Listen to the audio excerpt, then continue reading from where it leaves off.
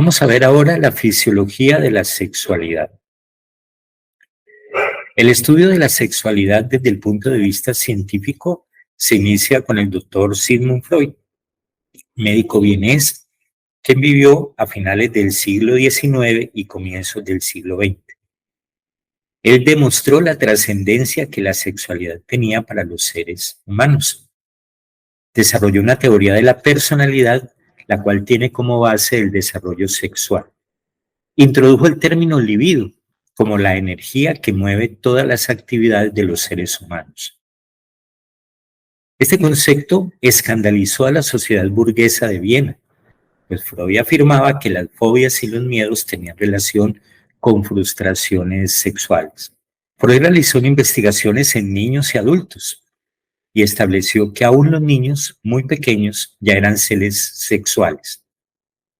Por ejemplo, describió el llamado complejo de Edipo, el cual afirmaba que los niños pequeños, de los 2 años en adelante, tenían a los padres como su objeto amoroso. Havelock Ellis, por la misma época de Freud en Inglaterra, publicó una obra llamada La psicología de la sexualidad. En su obra menciona que el deseo sexual es igual en hombres y en mujeres, y refuta el concepto que la masturbación ocasionaba locura, insania. Wilhelm Reis, alumno de Freud, fue un psiquiatra alemán que realizó estudios electrofisiológicos tratando de medir la energía sexual en los seres humanos. Reis decía que el orgasmo debe ser entonces un fenómeno de descarga eléctrica. La estructura de los genitales está especialmente adaptada para ello. Su gran vascularidad, la gran cantidad de ganglios nerviosos, la erectilidad y una musculatura especial capaz de contracciones espontáneas. Investigó el proceso más detenidamente y descubrió que el orgasmo era un movimiento que tenía 4 tiempos.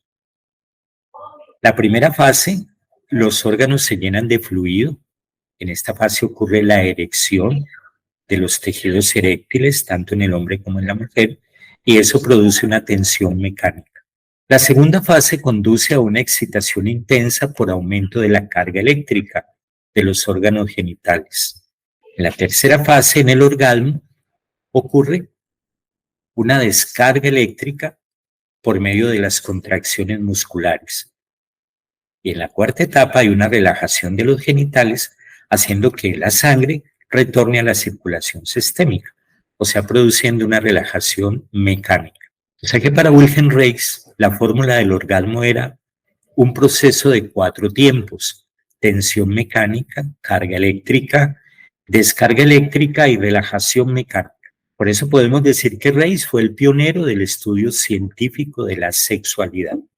Alfred Kinsey era un zoólogo quien hizo un estudio sistemático de la sexualidad en Estados Unidos y le permitió develar mitos y tabúes que rodeaban a la sexualidad. Él tenía un equipo grande que hizo un estudio de 18,000 personas y con base en los resultados escribió un libro, La conducta sexual del hombre, del ser humano masculino. A partir de estos datos descubrió que lo normal de la conducta sexual era un concepto muy amplio, mucho más amplio de lo que se podía pensar. Luego escribió un libro que se llamó La conducta sexual femenina, lo cual conmocionó a la sociedad puritana de su época. Master y Johnson, el doctor William Master y la doctora Virginia Johnson, partieron del hecho de que para conocer la sexualidad, primero había que conocer la anatomía y la fisiología del aparato sexual, masculino y femenino. Iniciaron estudios controlados de laboratorio acerca de la respuesta sexual, tanto en personas sanas como personas con problemas sexuales. En el año de 1966 publicaron un libro pionero llamado La respuesta sexual humana, donde por primera vez describieron la curva de respuesta sexual, la cual hoy en día es la base para estudiar la respuesta sexual humana. Y determinaron, a través de sus estudios de laboratorio, que tanto hombres como mujeres tenían la misma capacidad de respuesta sexual. Comprobaron que el deseo sexual no desaparece con la menstruación, el embarazo o la menopausia. Y también señalaron los efectos benéficos de la masturbación. Sher Haidt, en la década de los 60 y 70, publicó 2 obras muy interesantes sobre la sexualidad femenina y masculina. Entrevistó a hombres y mujeres acerca de sus experiencias sexuales. Estudió los sentimientos, la masturbación, los juegos sexuales y otros aspectos de la sexualidad. Cuando hablamos de sexualidad nos referimos a una dimensión de la personalidad y no exclusivamente a la actitud de la persona para generar una respuesta erótica. Somos seres sexuados desde el punto de vista biológico, psicológico y social. Los sentimientos de ternura, de enamoramiento, las caricias, las fantasías, los sueños eróticos, los besos, la masturbación, son impulsos y conductas que todos podemos sentir a medida que se desarrolla nuestra sexualidad. La forma en que cada uno desea expresar su sexualidad es una decisión personal y respetable. La sexualidad no se encuentra localizada en una única parte del cuerpo. Habitualmente se piensa que solamente está localizada en los órganos genitales, pero en realidad la sexualidad permanece en todo el cuerpo de la persona. La piel, por ejemplo, tiene terminaciones nerviosas en zonas que se llaman zonas erógenas, que al ser estimuladas hacen que el cerebro tenga una sensación de placer. Por lo tanto, la piel también se puede considerar un órgano sexual. La sexualidad es, por lo tanto, una necesidad básica del ser humano. Y aunque algunas culturas la reprimen o la niegan, no es posible anularla. Cada ser humano vive su sexualidad de una manera única e individual, y no hay normas ni modelos a imitar. Cada persona descubrirá su propio modelo. La sexualidad es una realidad en todas las edades. Comienza con la fecundación y termina con la muerte. Pero se manifiesta de forma diferente, se vive de forma diferente en las distintas etapas de nuestra vida. Vamos a estudiar la respuesta sexual humana. Es la manera de responder ante los estímulos que provocan el deseo, tanto de una manera física como de una manera emocional. Es una vivencia íntima de ese deseo. Desde el punto de vista físico, estas respuestas se pueden clasificar en función si los cambios son genitales o extragenitales, o sea, los cambios que abarcan el resto del cuerpo. También es importante conocer el alcance emocional y psicológico de las relaciones sexuales y poder disfrutar de una de las más gratificantes experiencias del ser humano, el sexo. La respuesta sexual humana masculina se divide en las siguientes fases: fase de deseo, fase de excitabilidad, fase de meseta, fase de orgasmo y fase de resolución.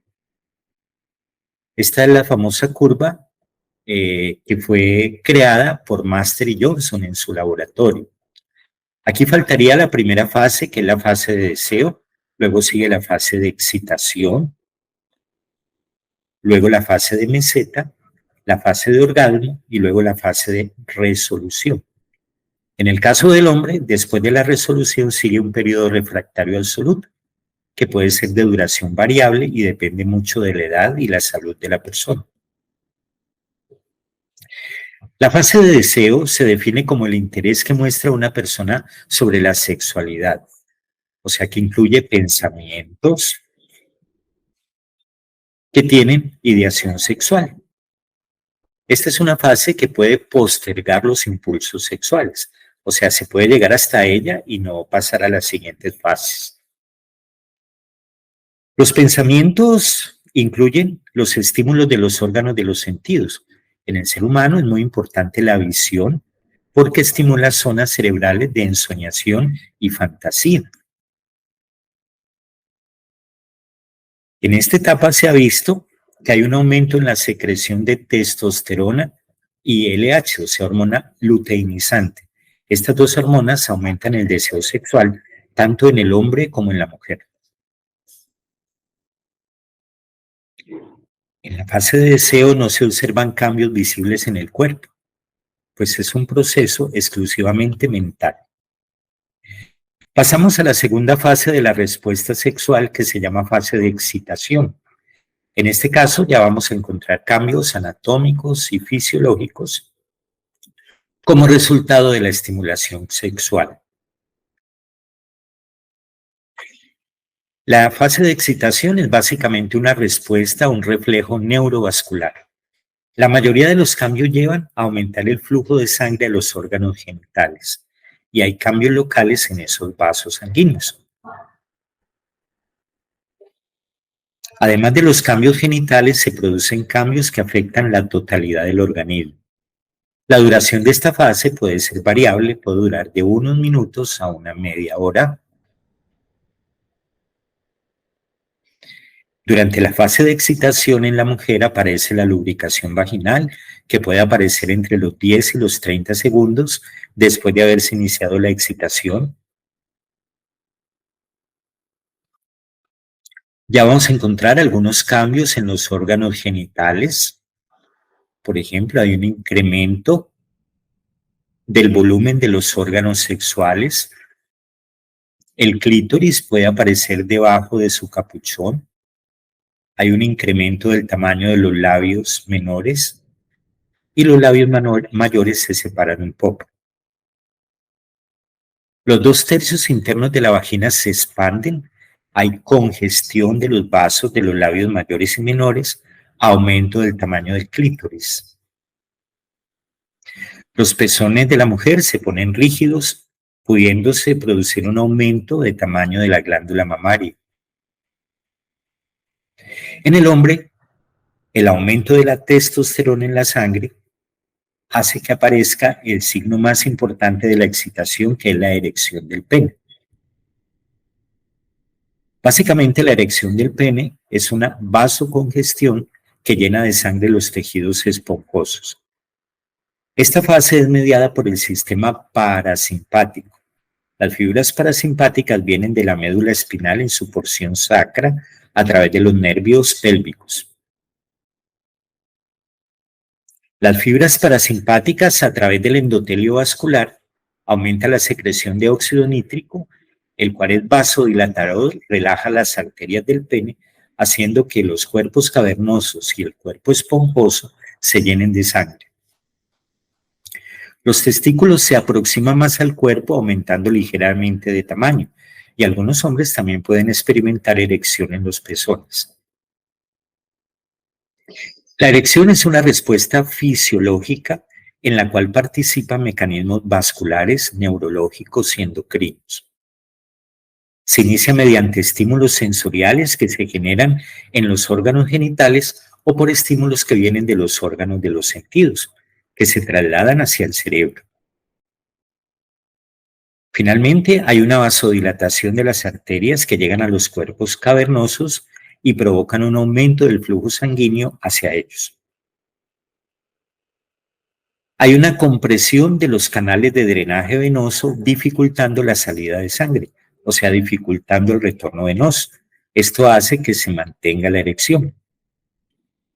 La fisiología de la erección tiene que ver fundamentalmente con la liberación de óxido nítrico a partir de las neuronas postsinápticas parasimpáticas. O sea que el proceso de la erección es básicamente un proceso mediado por el parasimpático.